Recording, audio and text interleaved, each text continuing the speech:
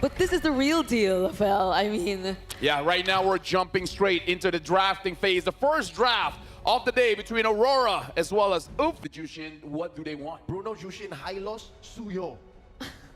I personally would say Suyo, it's okay for you to let go. After the recent nerfs, Suyo is still strong. Don't get me wrong. We've seen it work. You can still trade for the Alpha. Exactly. Like, they already banned out the Hilda as well as the Eve. They could even still opt for a Joy. So I'm looking at the jungle being a little bit more open here. Yep. Aurora's taking their time. They're picking up the Jushin. Ulfhednar. If they don't take it here, Aurora's going to take it. And I can see your reaction here, Brigitte. I feel like Bruno really has done quite a number on us. I already called my therapist, and she's like, I understand. Hylos, Bruno will be good. yeah, but, if they don't secure Suyo that, Bruno, I Joy mean, Bruno, Gatot, Bruno. Gatot Bruno. Aurora does tend to really reserve like the Reggie here for last. I mean, they do often go for flex picks in the beginning, but I'm starting to think, will they really try to adjust this time? I mean, one of the most comfortable picks for Edward really is the Edith. So I'm wondering if like will they be considering it this time around? Not Because in the like first phase. recently, yeah, it hasn't been so Whoa, well for them. okay. But they did not get the Bruno. All right. I'm looking at the reaction of Mirko as well as Ingan, and even they're a bit shocked here. This is one of the few heroes who can actually make a beeline for the Bruno. Yes. We've seen it happen. Yes, Dax. Don't give me flashbacks, Leo. Don't give me flashbacks. We But yeah, still see Innocent falling now. but this time, Aurora, they can opt for more crowd control to deal with the Joy, because it's Yep. one thing to deal with the Joy and Bruno. It's the other thing just to deal with the Joy. But the last time they actually reacted to the Joy and picked up the Kaja, No, it didn't don't really do go that. well for them. So I think they won't be as reactive as you. And The Mobius is a soft answer. I think the Mobius is a soft answer. Because you're always going to have a beat on the Joy. Can we just say, I feel like Aurora won the draft. First phase. Yeah. For sure. Because they're going toe-to-toe. The trade for trade, right? And also, if worse comes to worse, and I'm not saying they're not going to ban it, but they could put a Ruby in the road too. Just to stop that Joy. No, I'm hearing you. I'm hearing you loud and clear. They're picking up the Granger here. Production, if you guys are listening, can you guys work on the head-to-head matchup between Bruno and Granger? Like, I'm curious. I want to see the numbers here, Prod. Bring it down in game 2, game 3. I don't care. Bring out the numbers, Bruno against Granger. How is it actually looking like? But now we're looking at the bans here. Looking at Aurora, the ones that really is, you can target the jungler. And it looks like they're targeting the Fredrin. The Fredrin is good, mind you, against the Joy. So they're really looking to make TNZ shine. But that's not all. Fredrin also has an amazing win rate in M6 so far. Shoutouts to BTK, man. Shoutouts to, what was he? Shout out to Sutsujin, the Shout out- mercenary, yeah. the babyface assassin. yep. And they Shout out to Mlbb Sports. Shoutouts to MC. Shoutouts to my mom and dad.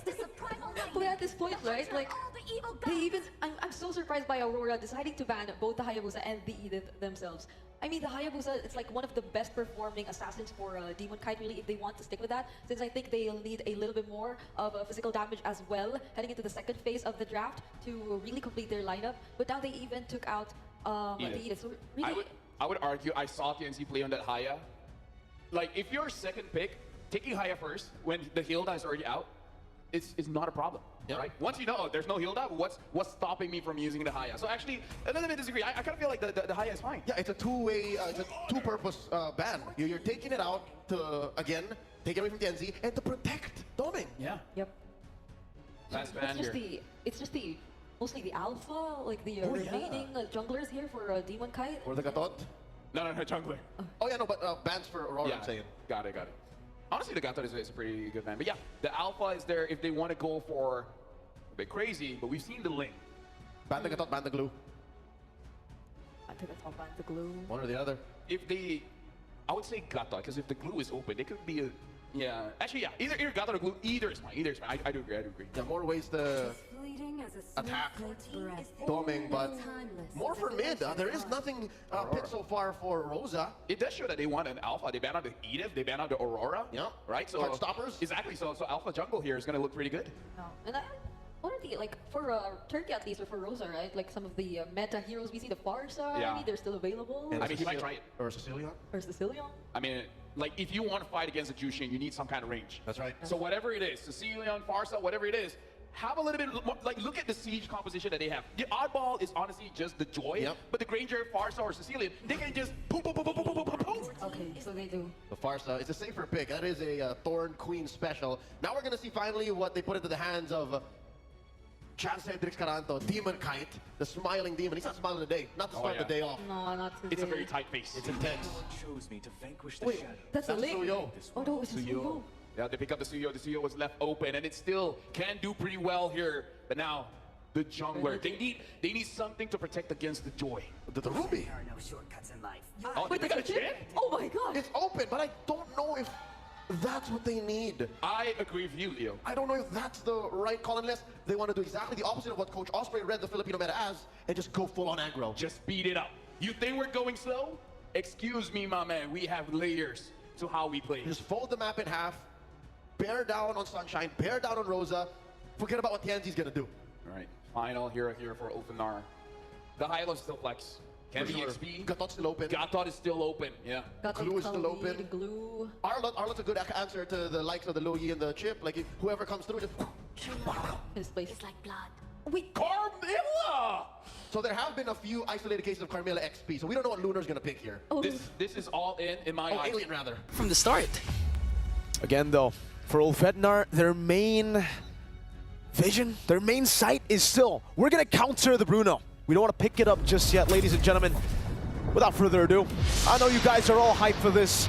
Aurora Mlbb takes on Ulfhednar in game number 1. Momentum is very, very important in the best of 3, and both these teams are no stranger to the best of 3. Welcome to the Land of Dawn for game number 1. TNZ and Demon Kite both starting on purple. Okay, so both of them are actually used to pressure. Because if you can recall during MSC, Rosa actually said, and the rest of Ulfhednar said that they always have a first game series curse where they always lose the first series, but this time they lost 2 already. And Aurora's used to climbing out of the lower bracket, so they're used to this pressure now. It's just gonna boil down to who is gonna rise above that pressure. Well, you guys can certainly rise in-game if you guys want to get, you know, some cool skins for you, some actual exclusive skins too, like the Claude M6 Challenger Spark. Go ahead and complete all active tasks during the event to reach level 75 for free. Get amazing rewards, including the Claude Battle Emote too, and also that Glory Avatar Border.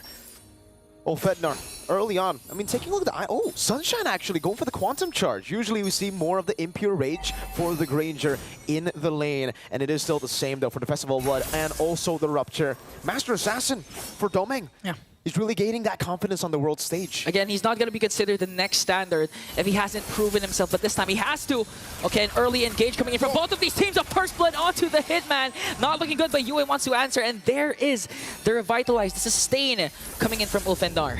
Great start to the game for Ulfhednar. Good timing, too. Despite the fact that Renegade here has gone for the Concussive Blast. The mid-prio still, Ulfhednar was able to fight it off.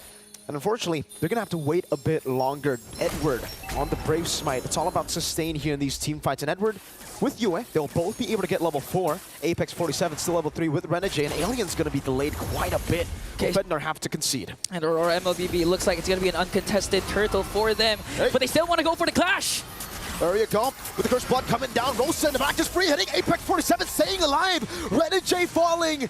Apex picks up the kill Yue. Goes in and brings down one more, but the counterattack coming in for Ulfhednar. There's the Feather Airstrike to bring down Yue, and it looks like Aurora bit more than they could chew during that clash. They already got the turtle, but I think they got a bit of greedy. Oh, Domeng! Sunshine's gonna go and gun him down for a bit. He's gotta respect the damage. Tienzi! Okay, TNZ. Very, very, very in a peculiar spot there. Got taken down once again from Aurora, so Aurora still, they're relaxed. They know that they can look for the trades that they're wanting for. They know their power spike, the capabilities of their lineup, so they're gonna try and be as disciplined as possible. But again, we know the playstyle of Ulfhednar.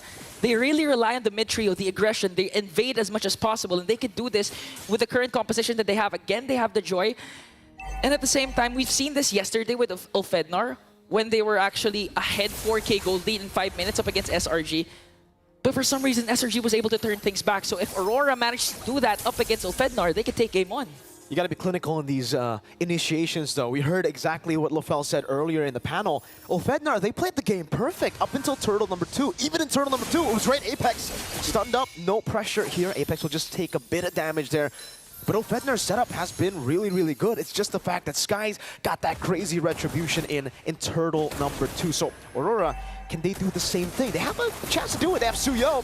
Now they're going to try to look for a possible dive, but Sunshine's holding in this lane so well. Okay, so this is where the discipline from Aurora is showing once again. They're showcasing their discipline, their macro. They know that they can go for the over-aggressive, over dives that they've been showing for the past 2 days. They really want to play this as safely as possible because they have the Bruno. And again, looking at the stats, Bruno has a 72% win rate all throughout the M6. Both teams are hovering over turtle number 2. This was the spot that Ulfhednar lost their swing, their gold lead. It swung back to SRG.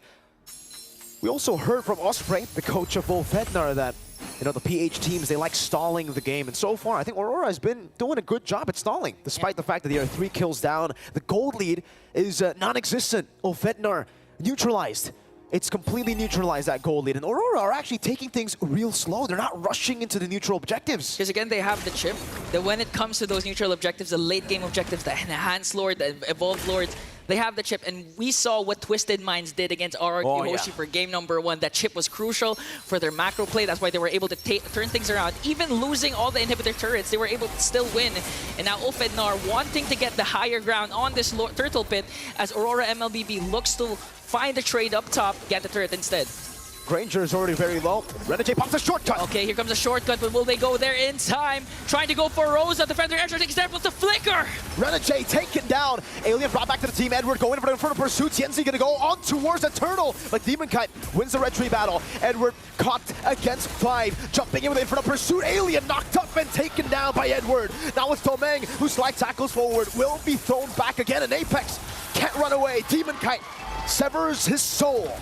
This time perfectly executed for Aurora. We have to give a lot of Edward for forcing out the flicker out from Rosa when he casted that feathered airstrike, really displacing the members of Ulfhednar there. That's why they weren't able to maximize the capabilities of their skills, and now they have an established lead of 1.5. Hey, look at Renegade on the back line, stopping Rosa's feathered airstrike once again. Yue with the lantern there. Here comes Tienzi, but Renegade is a bit too deep there, and Ulfhednar will punish that.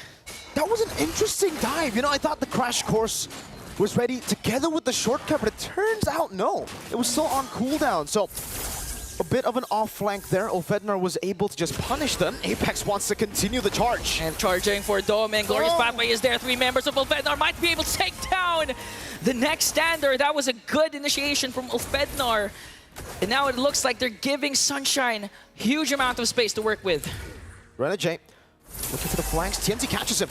Okay, does he have the shortcut though? Again, Renegade looks like he's gonna die, but he was able to cast a crash course right on time. Sunshine taken down. That's a killing spree for Edward. Tienzi's going wild in the back though as Edward gets isolated completely in front of Pursuit with the Crimson Beacon. It's a shutdown. Oh no, Yue! It looks like he's gonna fall down, but Demon Kite jumps in. No. Once again, one more kill will bring down Tienzi, but gets caught up by 3 members of Ulfhednar. The answer is there, but Demon Kite escapes. Woo. Demon Kite, the smiling demon at the start of the game. He wasn't smiling, but I bet you he's smiling now. A clean escape, but still, it was Aurora losing in the trade. Ulfhednar were able to clinically get the targeting down in the fight, and Renegade's got to be way, way more careful here. He's in the bush. Are they setting up for something? Let's see. Okay, they're chilling. They're chilling for now. Turtle number 3 will spawn in the game. Sunshine spots him out, and Ulfhednar have rotated Sunshine together with Domeng. Domeng's actually almost 2 levels ahead. Yeah, and so far, Aurora Mlbb still holding on to this 2K gold lead. They're gonna approach this final turtle tick clinically. Yue just doing out his work, trying to zone out the members of Ulfhednar with the lantern flare. On the other hand, Demon Kite working on the bottom lane. Again, they have the chip, so at any given moment, Demon Kite can be present in the clash, but they're going for Renegade! Renegade with a flicker route. Tienzi takes him down. Turtle not taken. Demon Kite looking for a trade in the bottom lane. That's a tier 2, and Aurora should be able to get, the tier 1 in the mid lane. Ulfhednar set their sights on the neutral objective. Sunshine clears out the wave. Apex. Here comes the Glorious Pathway. Domeng has to use the flicker out, and Edward into the midst of everything, just casting the Infernal Pursuit. They want to fight it out because Demon Kite is right on time. Goes for the damage, and Edward cleans him up. Now Yue popping Sunshine out. That's a flicker, and Ulfhednar disengaged. They get the turtle and trade it for Apex and Alien. Tienzi, no, there's no way he goes for that. Just goes for the wave clear in the mid lane. Whew. We got some action here. I did not expect this game to go this way. Action-packed 8-12 scoreboard, 8 minutes in. Domen gonna safely get the turret up top. So that was a good play coming in from Aurora Mlbb. They were also able to get the turret down below when Demon Kite was working on it. And the rest of the members of Aurora bought enough time actually for Demon Kite to catch up all the way from the bottom lane to the top turtle pit. That's why they were able to take 2 kills. Although they traded for the turtle, it was well worth it for Aurora Mlbb. Now they're ganging up on Renegade. Electrifying beats, Tianzi looking for Renegade, gets caught, the immobilization, Tianzi goes to the back, gets pulled down by Doming. Edward caught low. Edward was able to flicker out, and here comes the counter-attack coming in from Aurora Mlbb. Demon Kite onto the back line, gonna bring down Sunshine! Another kill, Alien as well, will fall down! A double kill for the smiling Demon! The Demon smiling, all right, especially with that flank. A phenomenal play from Demon Kite to swing it again back to Ulfhednar. 4 members down, and Doming has that Mlbb gun. Rosa goes in with a feathered airstrike to clear out and zone out the members of Aurora Mlbb, saving the inhibitor turret down bottom. And now it's not looking good for Ulfhednar. They have a 5.3k gold lead. Again, it looks like the meta as Bruno wins games. You have a 5.3k gold lead, you also have the chip, so it's not looking good for Ulfhednar right now. You've got that Mlbb gun too, man. Ulfhednar, they stuck to their guns by trying to counter the Bruno. Something that all of us kind of, reacted to already. Was like, oh man, they didn't go for the Bruno on second pick. Yeah, we thought it was Ulfhednar's chance to showcase the Bruno, especially onto Sunshine, one of the best carries in the tournament. And if you know the rotation of Ulfhednar, they feed a lot of their resources to their jungler and their gold laner, but this time around, it looked like all 5 of them are hungry for gold, are hungry for resources, just to match up the damage and the sustain Aurora Mlbb has over them. Despite the talk about the Bruno, though, I will have to say, the shining member of Aurora so far, it's been Edward and Demon Kite. They've been the one holding Ulfhednar back. Now, First Lord going to be contested. Renegade goes in with a crash course. Okay, feather airstrike coming in from Rosa, but Aurora Mlbb will safely take away the Lord and will be disciplined enough to back away, not force anything. They want to actually use the Lord to their advantage as Doming picks up a Rose Gold Meteor. That's a Rose Gold, dog. A clean, neutral objective take for Aurora Mlbb. 6,000 gold lead, and now we see the Filipino discipline. Now we see them take things slow. They were playing in the early game a bit aggressively, but now as they have that gold lead, there's really no reason for them to risk anything. You win? Oh, no. It was too close, but they were able to pop you as Flicker, though. So still, Ulfhednar, they were able to get the purple buff and at the same time expend a battle spell. So still win for Ulfhednar. At the same time, they still have resources to defend up against an incoming Lord down bottom. Okay, let's take a look at the items here. Still for Sunshine, building towards his 3rd. You can see a big gap in gold for the gold laners here. 9.4k to 6.9k, and that's why we're talking about the Bruno so much, It doesn't look like in this game he's doing too much based on KDA, but in the damage department and the fact that Ulfhednar will have to save some of their resources for Doming.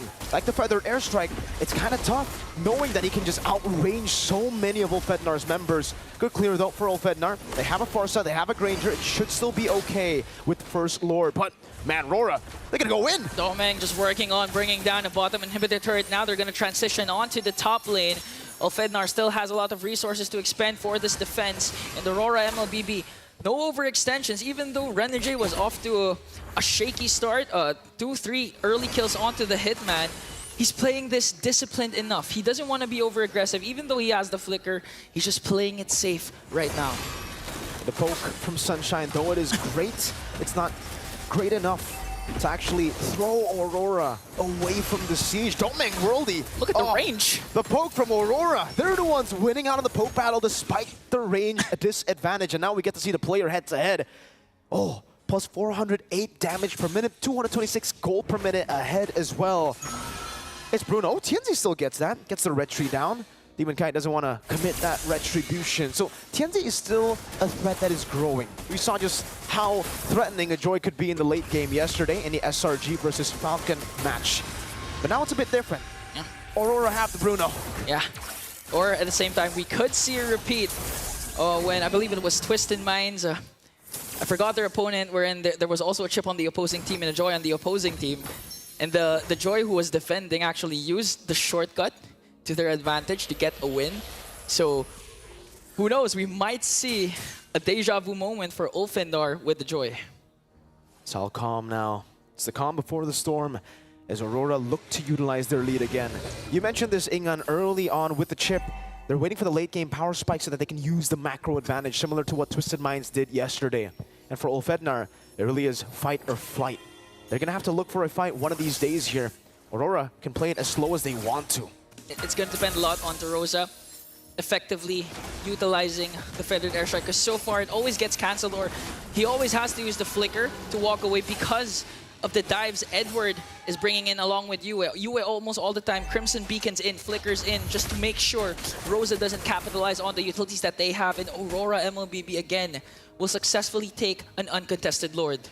Now it's an 8,000 goal lead, and it's an enhanced Lord in the 14th minute of the game. Though Ulfhednar have good defenses, is it enough to deal with Domeng on the Bruno? Just constantly shooting from so far away with so much utility. Yue, Renegade. We'll see in the siege. Domeng already sieging mid lane. Oh, Lord coming in. Rosa in an opposition there. Casted the feathered airstrike, but cancelled it right away as Ulfhednar trying to save their mid lane turret. They will successfully bring it down, and Domeng! That's a goal! The worldie connects Apex, 47 will fall! Domeng's going wild! Renegade onto the backline. They're going to bring down Alien. 2 members left. They're working on the crystal. Domeng with a maniac, and Aurora with a game 1 win! The Northern Lights shine again! They start the tournament off 0-2. But this is Aurora. They always come from a deficit to defy expectations, to defy the odds. And in game number 1, finally, they get their first game win in the Swiss stage. For Ulfhednar, this is a 3-game lose streak. The Hunt, what do they need to do?